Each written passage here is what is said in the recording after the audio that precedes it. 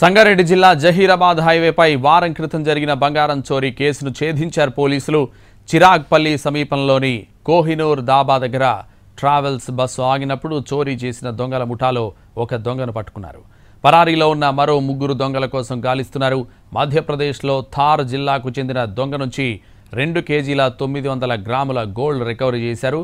ఇలా రికవరీ చేసిన గోల్డ్ విలువ 2,10,00,000 రూపాయలు ఉంటుందని అంచనా. 1 గ్రాము కూడా మిస్ కాకుండా మొత్తం బంగారాన్ని రికవరీ చేశారు జహీరాబాద్ పోలీసులు.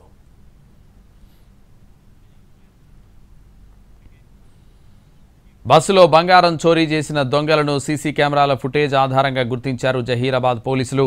బస్సులో గోల్డ్ చోరీ చేసిన ముఠా మామూలు దొంగల ముఠా కాదు, అంతర్రాష్ట్ర దొంగల ముఠాల్లోనే భయంకరమైన కంజర గ్యాంగ్. వారం క్రితం దాబా దగ్గర ఆగినప్పుడు అదే బస్సులోకి సామాన్య ప్రయాణికుల్లా ఎక్కి చీకట్లోనే బ్యాగ్ను తీసుకుని జంప్ అయింది కంజర గ్యాంగ్. సీసీటీవీ ఫుటేజ్లో దొంగలను గుర్తించినా పట్టుకునేందుకు, గోల్డ్ రికవరీ చేసేందుకు చాలా కష్టపడ్డారు పోలీసులు.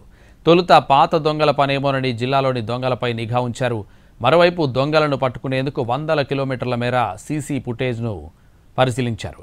దొంగల ముఠా కొన్ని గంటలకే డ్రెస్సులు మార్చేది, వాహనాలు మార్చేది. అయినా సరే అవన్నీ జాగ్రత్తగా పరిశీలించిన పోలీస్ బృందం చివరకు మధ్యప్రదేశ్లోని థార్ జిల్లాకు చేరుకుంది.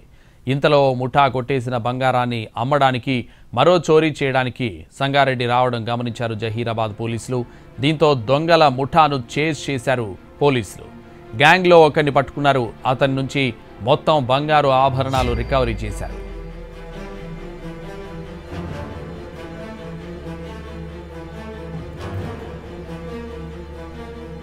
మధ్యప్రదేశ్ నుంచి కంజర గ్యాంగ్లు దాబా దగ్గర ట్రావెల్స్ బస్సులో ఆగి ఉన్నప్పుడు చోరీలకు పాల్పడుతున్నాయన్నారు సంగారెడ్డి జిల్లా ఎస్పీ రూపేష్. దాదాపు 3 కిలోల గోల్డ్ను రికవరీ చేయడానికి వారం నుంచి ఎంతగానో కష్టపడ్డారని జహీరాబాద్ డీఎస్పీ నేతృత్వంలోని టీంను అభినందించారు.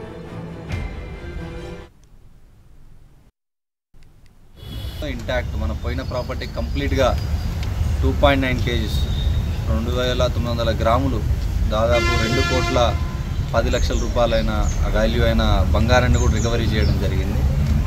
సో ఇది మధ్యప్రదేశ్కి చెందిన దార్ గ్యాంగ్. ఆ దార్ అనే జిల్లాలో ఈ గ్యాంగ్ ఉంది, కంజర్ గ్యాంగ్. సో వీళ్ళ వృత్తే ఇది. దాదాపు వివిధ ప్రదేశాల్లో ఈ దాబా దగ్గర ఆగి ఉన్న బస్సులలో వీళ్ళు చాలా వరకు ఈ బంగారు వ్యాపారస్తులు వాళ్ళందరినీ కూడా టార్గెట్ చేసి వాళ్ళందరినీ ఫాలో అయిపోయి ఎక్కడైతే వాళ్ళు కొంచెం అజాగ్రత్తగా ఆర్నమెంట్స్ ఉన్న బ్యాగ్ని పక్కన పెట్టి టీకి కానీ టాయిలెట్కి కానీ ఎప్పుడైతే దాబా దగ్గర దిగుతారో వీళ్ళు నార్మల్గా వచ్చి నార్మల్ ప్రయాణికుల్లాగా బస్సులు ఎక్కి ఆ బస్సులో నుండి బ్యాగ్స్ తీసుకొని వెళ్ళిపోతూ ఉంటారు.